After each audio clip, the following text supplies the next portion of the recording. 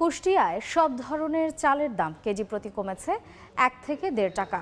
ব্যবসায়ীরা বলছেন, সড়কে চাঁদাবাজি না থাকায় পরিবহন খরচ কমে আসায় এর প্রভাব পড়েছে চালের বাজারে। বিস্তারিত জানাতে এই মুহূর্তে খাজানগর পাইকারি মোকামে আছেন সহকর্মী SM রাশেদ। সরাসরি চলে যাচ্ছি তার কাছে।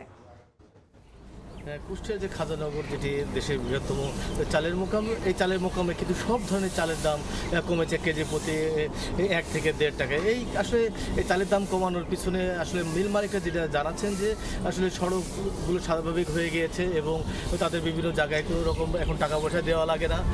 এবং এছাড়া এখানে সাধারণ মানুষ যারা আছে তারাও আসলে জানাচ্ছেন যে এই জায়গাটায় কিন্তু আসলে যে খাজানগর রয়েছে, সেই খাজানগরে কিন্তু প্রচুর পরিমাণে ধানের সরবরাহ রয়েছে, যার কারণে কিন্তু চালের দাম কমে যাচ্ছে। এছাড়া বাংলাদেশের বাজারগুলোতে কিন্তু চালের চাহিদা কমে গেছে, যার কারণে তাদের যে উৎপাদিত চাল এবং যে ধান সরবরাহ এবং চাহিদা এবং যোগানের পার্থক্য না থাকার কারণেই কিন্তু চালের দাম আসলে খুব কমে গিয়েছে বলে মিল মালিকরা আসলে দাবি জানাচ্ছেন। তবে এখানে সাধারণ ভোক্তা যারা আছে তারা জানাচ্ছেন যে হঠাৎ করে যে চালের দাম বৃদ্ধি পায় এবং কমে যায়, এগুলো আসলে যে পরিমাণে বাড়ে তাতে কিন্তু কম পরিমাণে এখানে দাম কমে, যার কারণে কিন্তু একটা তারতম্য রয়ে যায়, যার কারণে এই সমস্যাগুলো আসলে তৈরি হয় বলে আমাদেরকে জানিয়েছেন সাধারণ ভোক্তা। তবে সাধারণ ভোক্তারা যে দাবি করে যে যেহেতু 1 থেকে 1.5 টাকা কমেছে, তার থেকে আরও বেশি কমা উচিত বলে এই সাধারণ ভোক্তারা দাবি করেন। তবে মিল মালিকরা যেটি আমাদেরকে যে জানাচ্ছেন সেটা মূলত এখানে যারা আছেন মালিক সমিতির যে সাধারণ সম্পাদক আছেন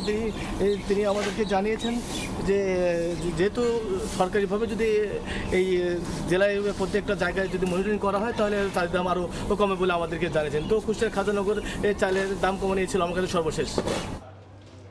সরাসরি ছিলাম কুষ্টিয়ার খাজানগরে।